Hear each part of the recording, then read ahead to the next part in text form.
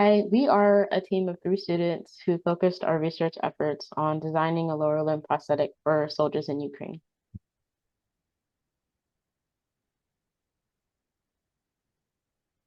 So the ongoing conflict in Russia, Russia and Ukraine has resulted in a large number of soldiers being injured, and many of them have lost their limbs in the process.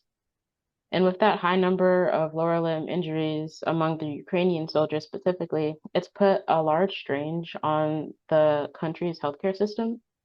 And the government has really struggled to provide adequate healthcare and rehabilitation services to those injured soldiers. And a lot of them require constant treatment and support. So this has created a really strong need for lower limb prosthetics in that country that need to be produced quickly and in a cost-effective way. And this is where our project will address. So a PhD student based in the University of California in San Diego, they've developed a proof of concept for a entirely 3D printed lower limb prosthetic. They used 3D scans of the patient's residual limb based from a smartphone to scan the residual limb to be able to get the perfect shape for the socket.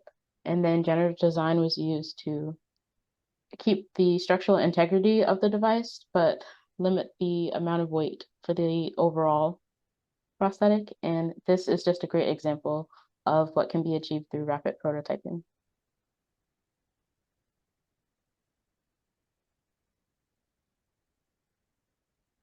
So the Or, goal of our project within our design approach, we prioritized 4 different areas.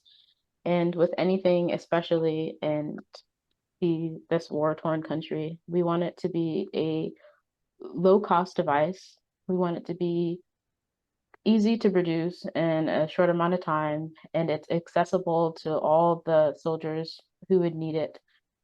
So that way they can start their rehabilitation as soon as possible. And then lastly, we want it to be able to be printed with the least amount of post-processing. So that way they could just go straight to that rehabilitation, like we mentioned.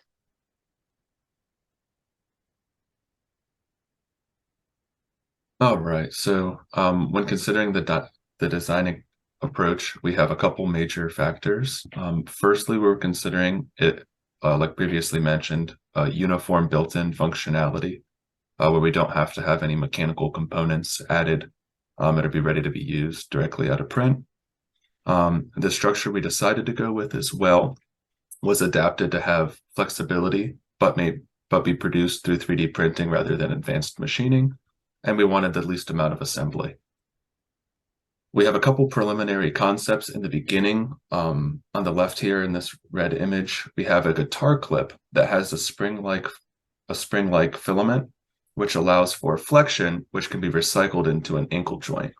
And then we have some other materials in the middle slide, showing some thinning, allowing for lightweight production, as well as a general concept on how to print it in a single print, whereas no type of machining would be required to operate or to build the prosthetic. And after a couple of prototypes, we were left with kind of one major design, and we actually produced a small model as well. With this single spring-like system in the ankle allows for knee over toe dorsiflexion while maintaining unilateral stability around the ankle.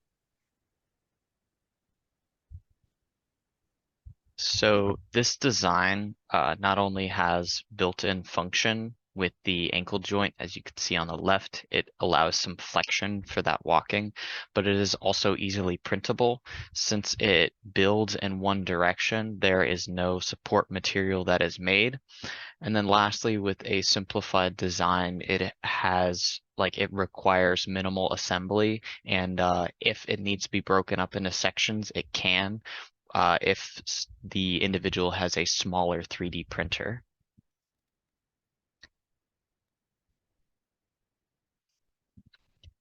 So this last clip shows the ankle flexing.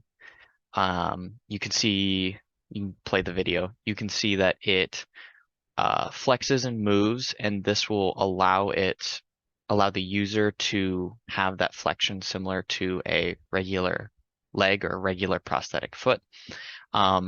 There are some issues, as you can see in the center of that spiral, there is some cracking and damage to the material. This can be considered for redesign and changing it up a little to consider the material. And this would also be paired in like some simulation or model testing if it was taken for a larger project.